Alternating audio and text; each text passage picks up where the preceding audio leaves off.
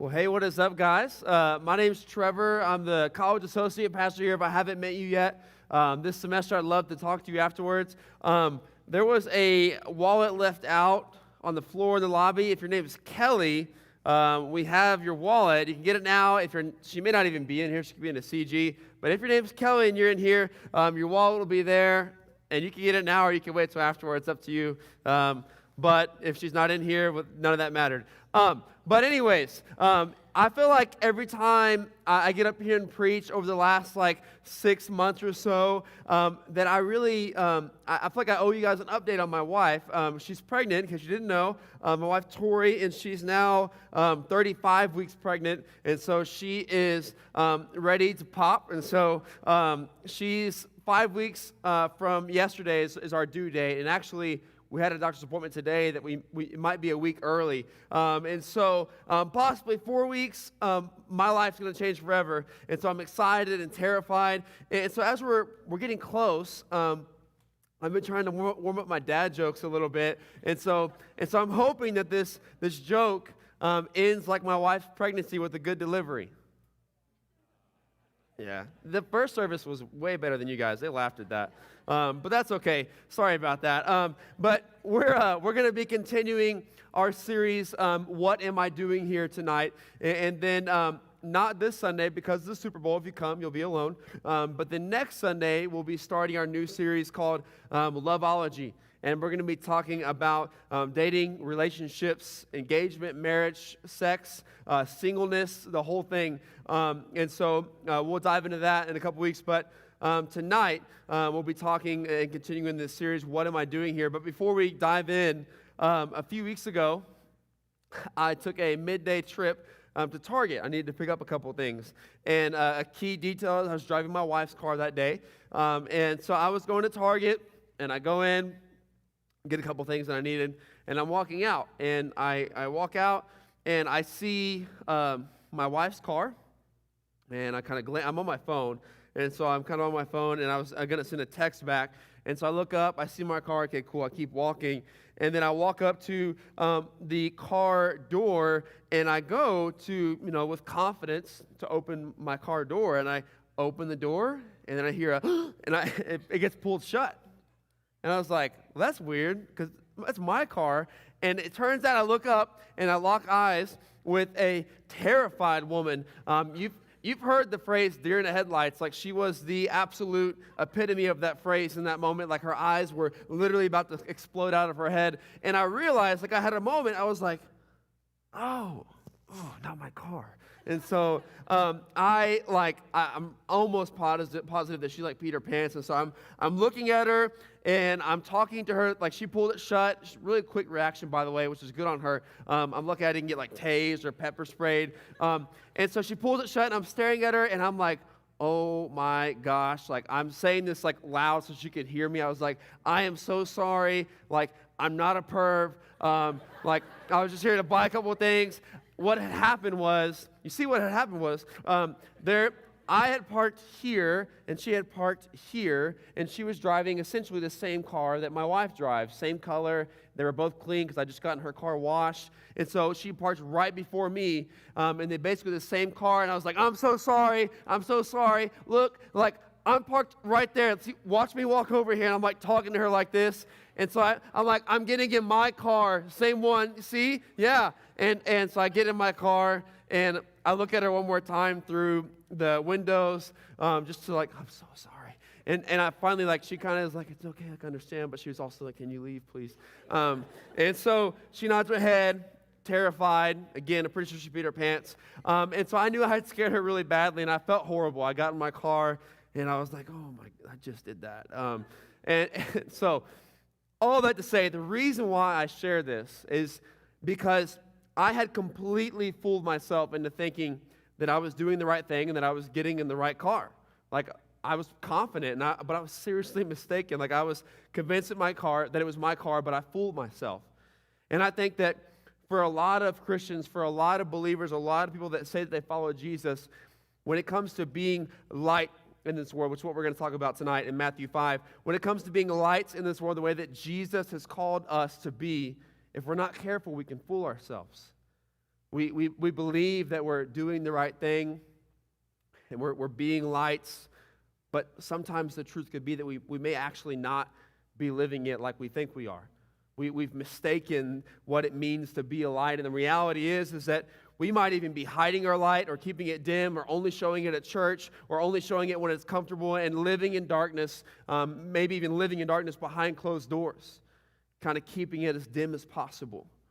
And I think that maybe some of us have possibly, like I have before, fooled myself into thinking that we're truly living out the mission of God to be a light. And that was what I did for many years, which we'll talk about here in a minute. But tonight, as we continue looking at this passage in Matthew chapter 5, where Travis started last week, we're going to talk about what it's actually supposed to look like to be a light for Christ in this dark world. And some of us, I know, are already doing that. And some of us, we might be struggling a little bit. Some of us might have ourselves fooled into thinking that we're doing something, but we're not. That we're opening the right door, but we're not. Our light's hidden, but we fool ourselves into thinking that it's shining bright because we maybe pray a few times a week or we go to church. And here's the thing. I bring this up because what I don't want for myself, for any of you, for my daughter, Hallie, when she's born and as she starts to grow up, is that I don't want any of us to miss out on the fulfillment and the peace and the purpose and the joy of being the light that Jesus calls us. I don't want us to miss it. And so all of us, we've got to answer the question, do I really understand what being a light is? When Jesus says you are the light, am I being that light? And then my hope for some of us is that maybe tonight, that maybe you would receive the light of Jesus for the first time, that you'll realize that the darkness doesn't have to reign in your life, that Jesus can light it up when you think that maybe he couldn't, that Jesus can actually fill the darkest places in your life with light. And so first, I want us to read Matthew 5, verses 13 through 16. And so we'll see the verse that Travis preached on last week about salt, and then we'll focus on what we're going to be talking about tonight, which is light. So starting in verse 13, it says, Jesus talking to his disciples, "You are the light, you are the salt of the earth, but if salt has lost its taste, how shall its saltiness be restored? It is no longer good for anything except to be thrown out and trampled under people's feet. You are the light of the world. A city set on a hill cannot be hidden, nor do people light a lamp and put it under a basket, but on a stand, and it gives light to all in the house. In the same way, let your light shine before others, so that they may see your good works and give glory to your Father who's in heaven." And so the first thing tonight that we're going to see is that to be a light is to be on fire. To be a light is to be on fire. So in verse 14, we see that Jesus literally says, he says, "You are the light." Like that's us. And so he's saying like, this is something that we are. If you are in him, if you're following Jesus, and if you surrender your life to Jesus, you are the light. So when we're saved by Christ, we become lights in this dark world. And we're not just saved to carry on with our lives however we see fit. Like it'd be nice if if you register for a class at school, at tech, or wherever you go, and like it'd be nice if you could register and then you could make up the work that you do and you could determine what your assignments are and when they're due and stuff like that. Like that would be awesome if it was like that. Maybe I would possibly graduate one day if that's how it was. But the thing is that it's not like that. And it's the same thing is that when you surrender your life to Jesus, Jesus is our leader, he's our teacher, he's our Father, and he gives us this assignment, this designation. He designates to us the role of being a light. And this is good news for us. But for a Christian to be a light, it's really only going to happen if you are on fire for the Lord. And that's why I say to be a light is to be on fire. And so I ask the question, are you and am I doing everything that I can to add fuel to that fire for the Lord in my life? Because here's the hard truth is that when it comes to being on fire and being a light, you cannot be a light if you're not following Jesus. We see in John 8:12, again, Jesus is speaking. He says, again, Jesus spoke to them saying, "I am the light of the world." So what's really cool about that is that Jesus says, "I am the light," and he also says that you are the light. So we're in unison with Jesus. But then he says, "Whoever follows me will not walk in darkness, but will have the light of life." And so the reality is that for so many of us, we don't really have a light that shows because we've stopped following Jesus in every area of our life. Because you notice he says, and I'm paraphrasing, but he says, "Whoever follows me will have the light of life. Follows me. Key words there. And so you're not going to be on fire for Jesus if you're not following him. Like I can't be on fire for Jesus if I'm not following him. And we're not going to be on fire for Jesus if we're not pursuing him and chasing him. And so if you're a Christian and you're asking yourself the question, man, how can I let my light shine brighter? And if I ask myself that question, I feel like we should pull a total Jesus move and respond to a question with a question and say, am I doing everything that I can to chase after Jesus? Am I doing everything that I can to chase after Jesus, to follow Jesus?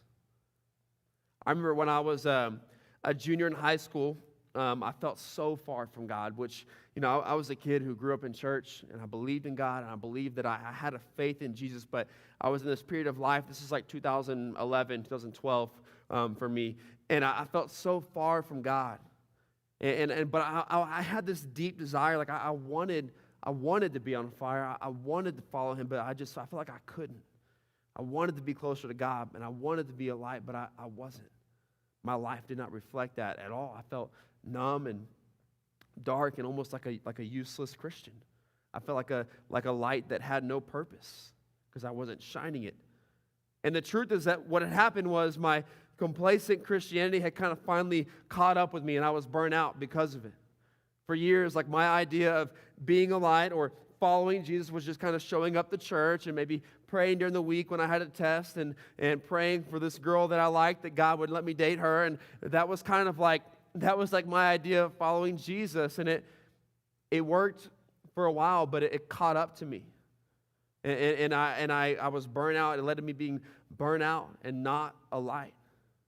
And halfway through my junior year in high school, Travis, the college pastor here, he actually came in, and this is in the DFW area, he came in to be the youth pastor at the church that I was going to. That's how Travis and I know each other from way back when. But he came in to be the youth pastor, and he had a couple of guys and myself over to their apartment, to him and his wife's apartment, and I remember him asking me, he kind of knew that I was like the church kid, like my dad was on the search committee that brought him to the church, and so he had this idea of, this is this guy's probably pretty solid, and so he asked me, he was like, man, so like, what's God been doing in your life? And I was like, well, nothing really. I was like, I haven't felt God in quite some time, and I'm like pretty numb, like I feel like I don't really, I'm just like burnt out.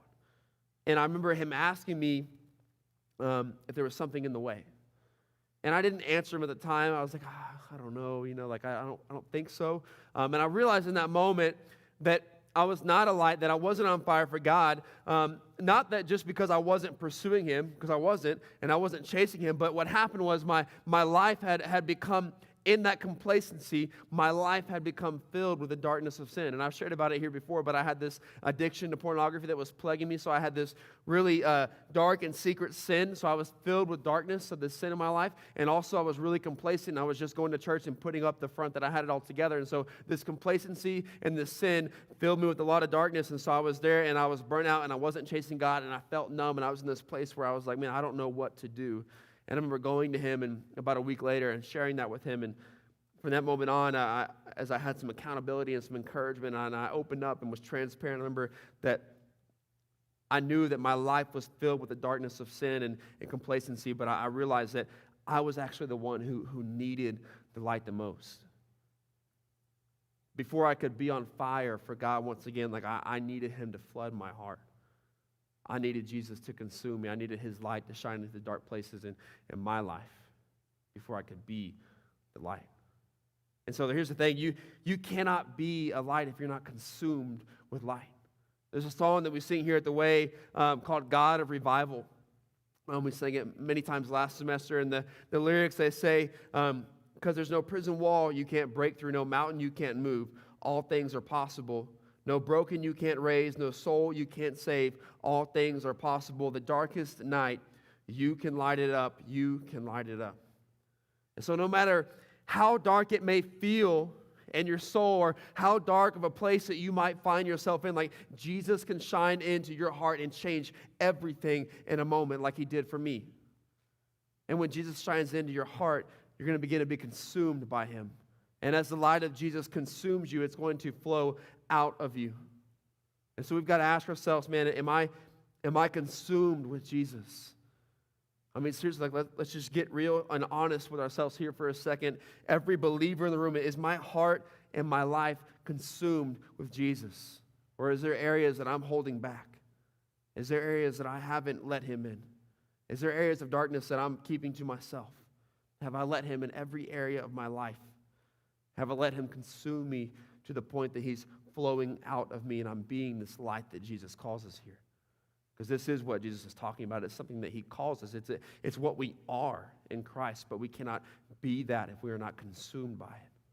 So to be a light, it's to be consumed by the fire of Jesus. Is this you? Is this me?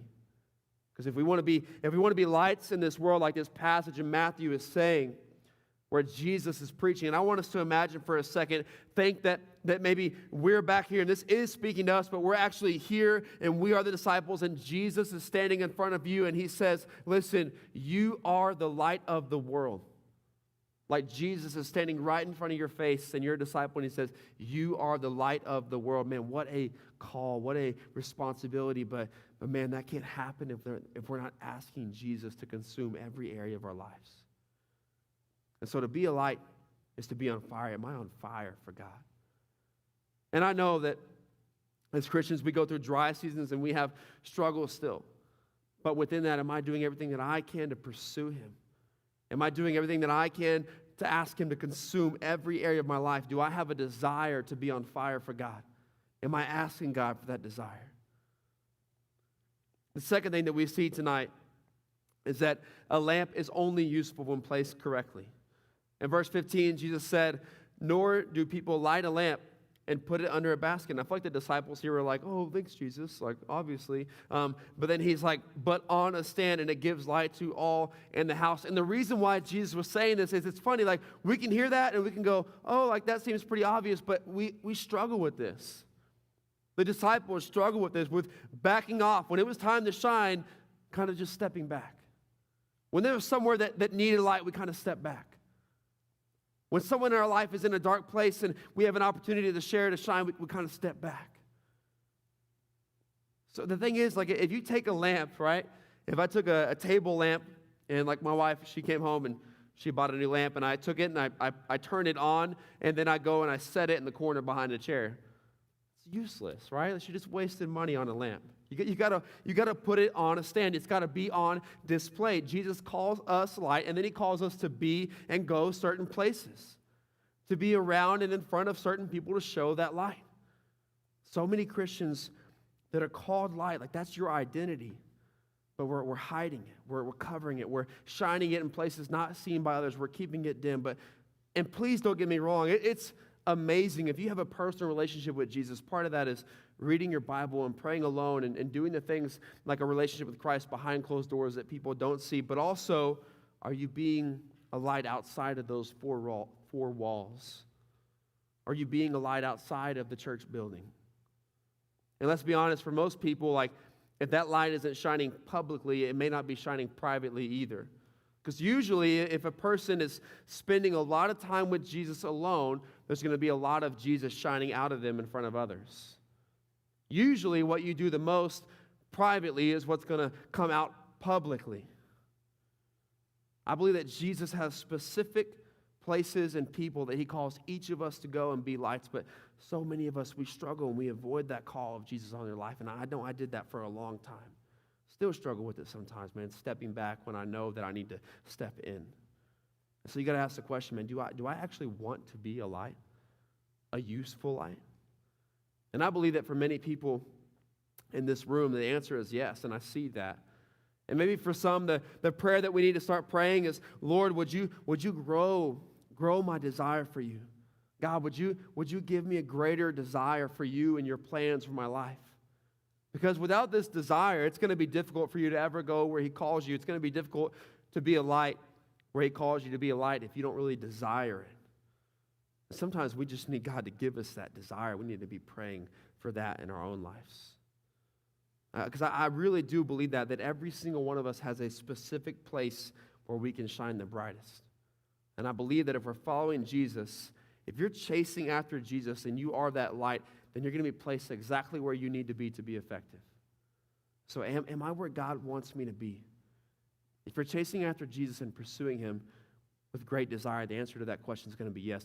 It may not always feel like it, but if you are pursuing Jesus, then you will be where you are supposed to be, and he will use the light in your life that he's given you.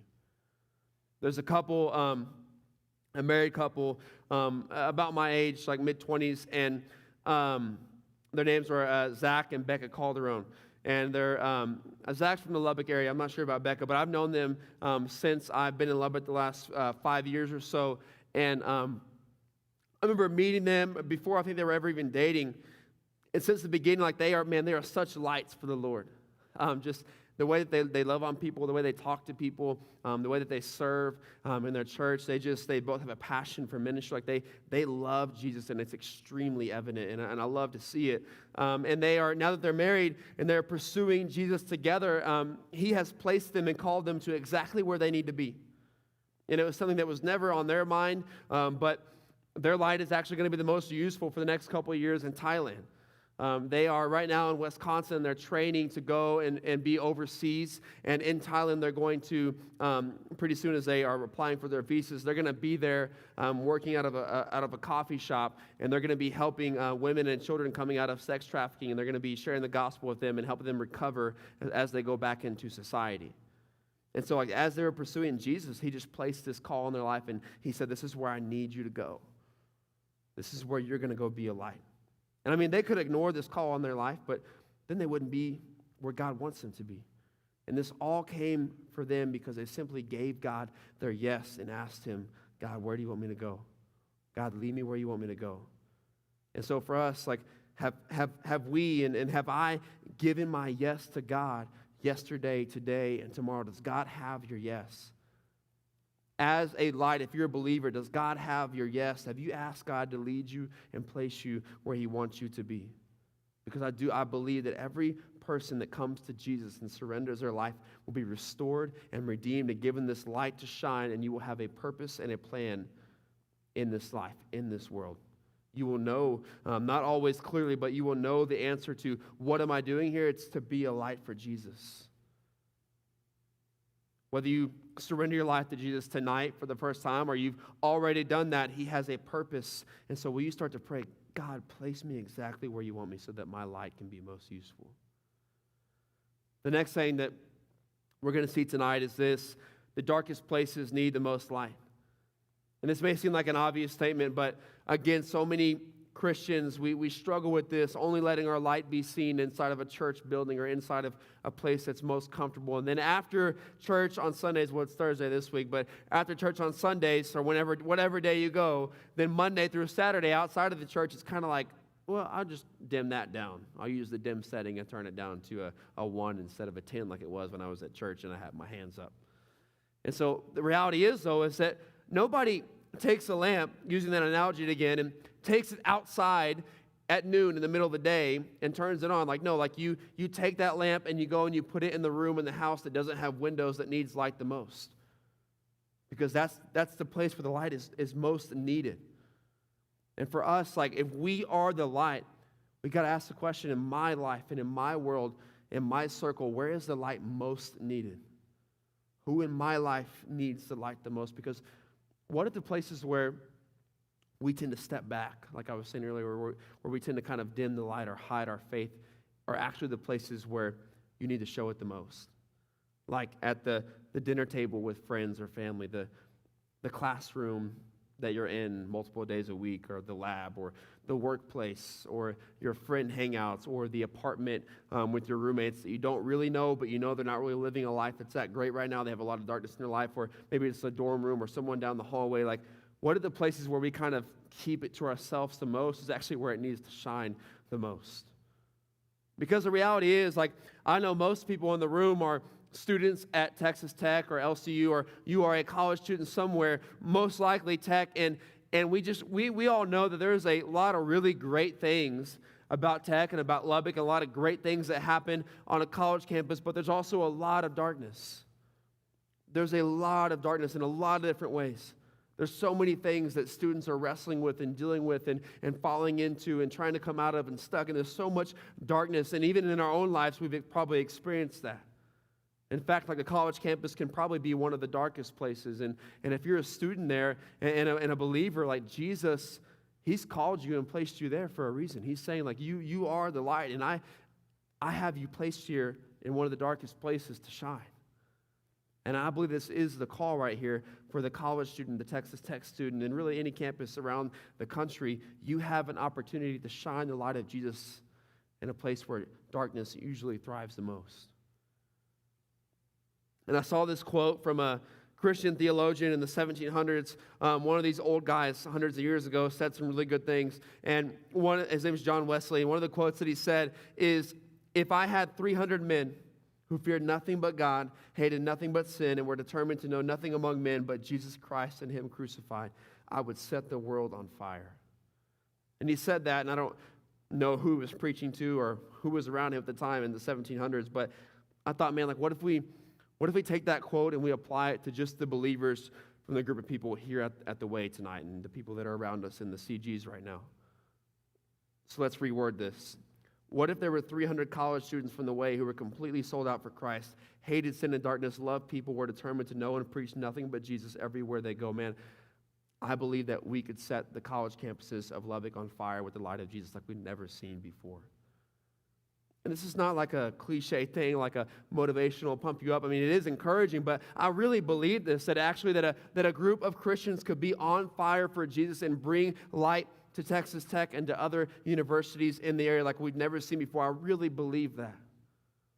I really, really believe that if you are a believer, that God has placed that call on your life.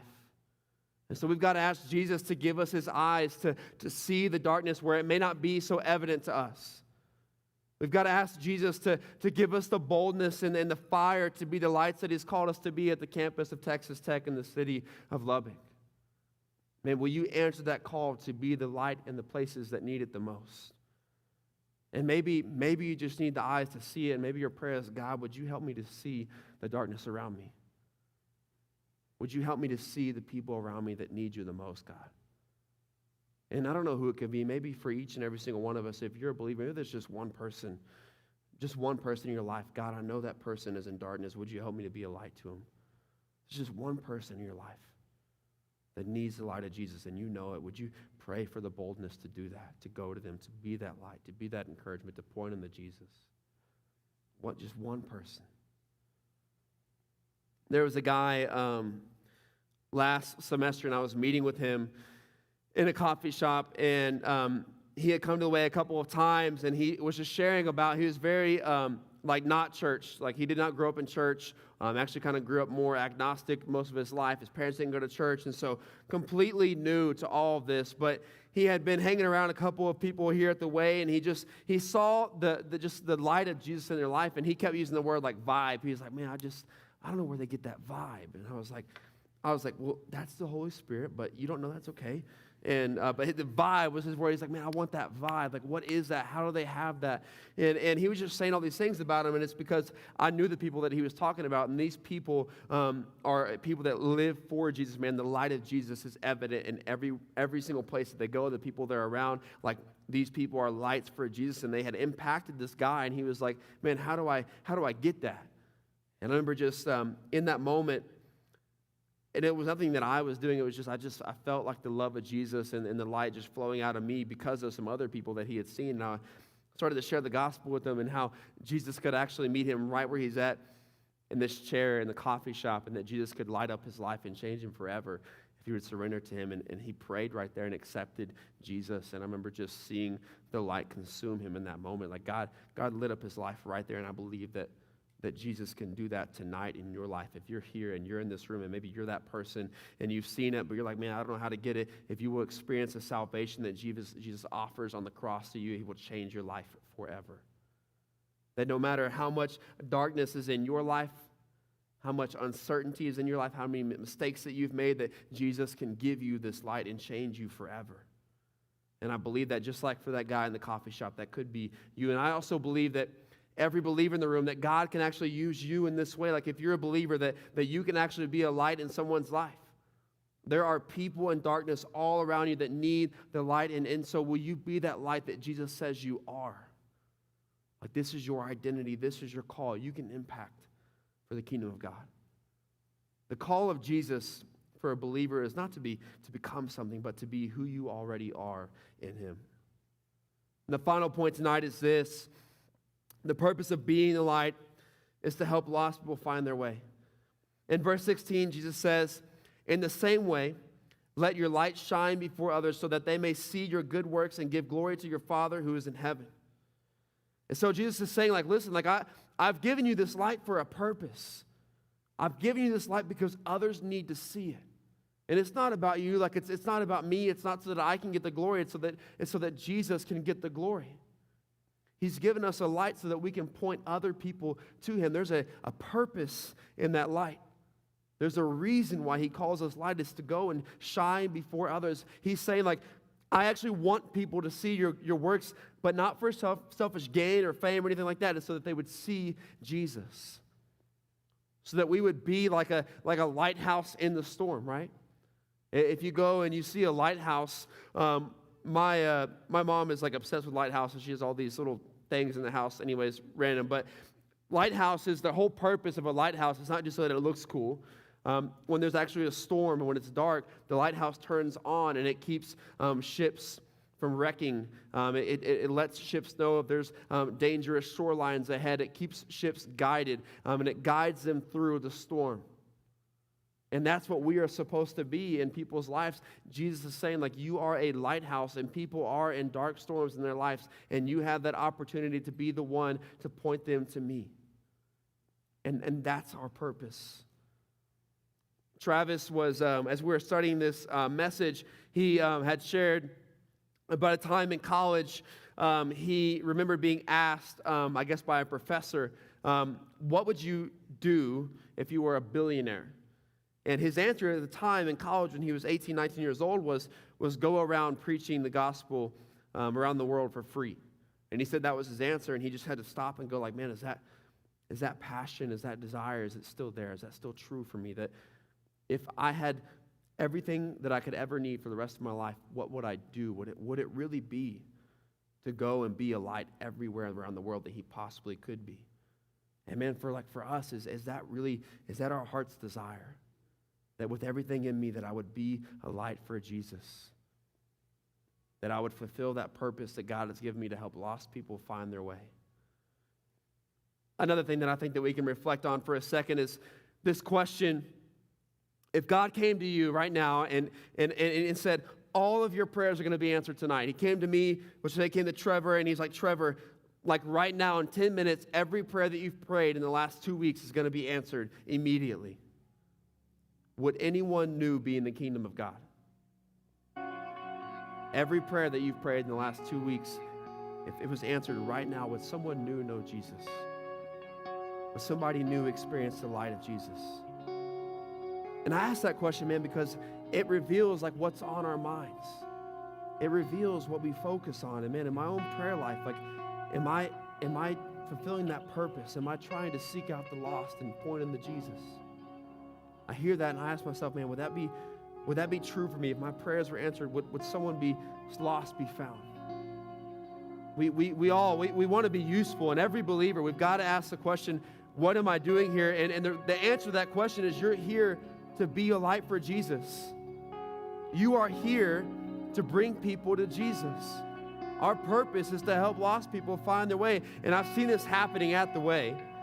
Last semester, there was a couple that was coming every week. The girl, she had kind of been burned by the church a lot.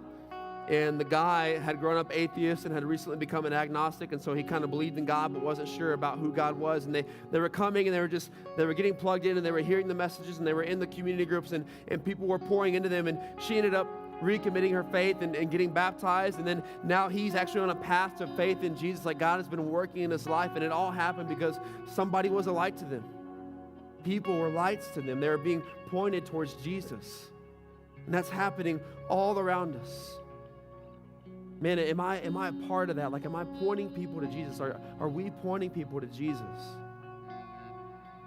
As I shared at the beginning tonight about opening the wrong car door, I realized, one, that I'm an idiot. And also, I realized when I opened that door and I saw the terrified eyes of that woman, I had it was like everything slowed down.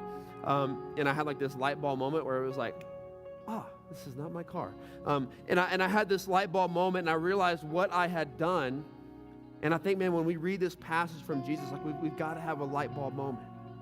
I think what Jesus is saying here is, listen, like I've come, and through faith in me, I've given you a light. This is your identity through my death and resurrection, and I've allowed that light to be turned on.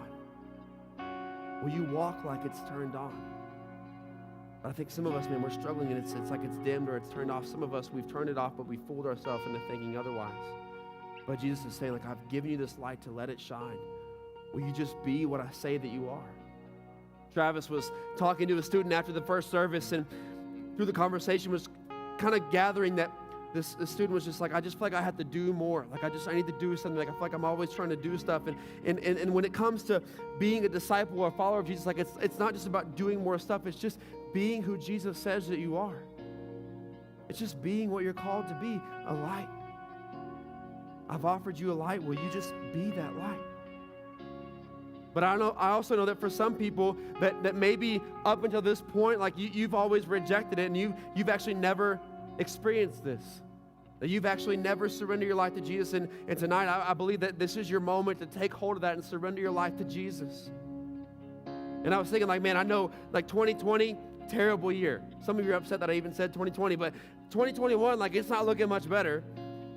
But what if it can actually be the best year of your life? Because regardless of what happens in the world, because in 2021, that was the year that Jesus turned the lights on in your life. Like, what if 2021 was the year that you started to follow Jesus, that you surrendered your life to Jesus, and he changed you forever for all of eternity in a moment right now that he redeemed you where you sit? Like, what if that was what you remember about this year? And maybe you've had a faith in Jesus, and if that's true for you, that he says that you're a light, but you've kind of struggled and you've lived like that's not true, tonight will you start to be what you're called by Jesus? I heard a story recently. I was listening to a podcast, and this guy was sharing about, it's like a stupid podcast. They were talking about really stupid stuff, and then all of a sudden they got real serious, and he was like sharing about his dad who worked for the government, I guess, and he was back on the island of Iwo Jima. And that's where a massive battle was fought in the year 1945, and a lot of American soldiers died. And so he was going back to the island. I guess there's one day a year that Americans are allowed to walk that island. It's really small. And he was there, and he was walking the island, and he saw this older woman, like very old, and she was kind of struggling to get around the island, kind of like just having a hard time. And he kind of went up to her, and he's like, ma'am, do you need help? And she was like, no, I'm okay. And he was kind of like, well, what are you doing here? And she told him that she had, she's like in her 80s at this point, and her whole life she had been thinking about coming here because she wanted to walk the steps where her fiance died when he was 19 years old in the war. And so for 60 plus years, she had not gone back to the island and had regretted it day after day, year after year, and finally brought herself to walking and taking those steps. And I thought when I heard that last week, I was like, man, what I don't want for any of us is to be in our 80s and look back at the last 60 years and think about all the days and the years that we regretted not doing what God has called us to do. That we look back and at the 60 years and we see all the opportunities that we could have been a light for Jesus, but we said, I'm going to step back.